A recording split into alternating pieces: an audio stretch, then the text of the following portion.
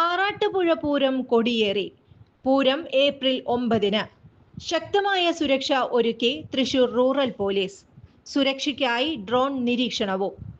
ഇക്കൊല്ലത്തെ ആറാട്ടുപുഴ പൂരത്തിന് 500ഓളം പോലീസ് ഉദ്യോഗസ്ഥരെ നിയോഗിക്കുന്നതായി തൃശൂർ റൂറൽ ജില്ലാ പോലീസ് മേധാവി ബി കൃഷ്ണകുമാർ IPS അറിയിച്ചു.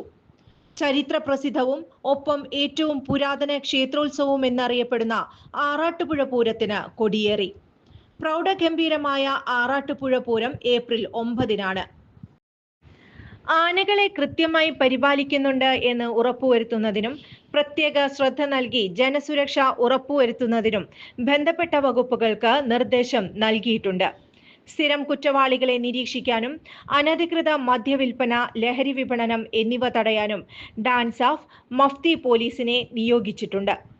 സുരക്ഷാ ക്രമീകരണങ്ങൾ, ഡ്രോൺ നിരീക്ഷണം, 24 മണിക്കൂർ police control room, CCTV surveillance, ഗതാഗത നിയന്ത്രണത്തിനായി മൊബൈൽ, ബൈക്ക് പട്രോളിംഗ്, കുറ്റകൃത്യങ്ങൾ തടയാൻ മഫ്തി പോലീസ്, സ്ത്രീ സുരക്ഷയ്ക്കായി പിങ്ക് പോലീസ്, ആന്റി ഡ്രഗ്സ് സർവൈലൻസിനായി ഡാൻസ് ഓഫ് ടീം, ആന പരിപാലന നിർദ്ദേശങ്ങൾ ഉറപ്പുവരുത്തുന്നതിന് പ്രത്യേക ടീം, 24 മണിക്കൂർ പോലീസ് സുരക്ഷാ സംവിധാനത്തിന് പുറമെ ആംബുലൻസ് സൗകര്യം, മെഡിക്കൽ സംഘത്തിന്റെ സാന്നിധ്യവും ഉറപ്പാക്കിയിട്ടുണ്ട്.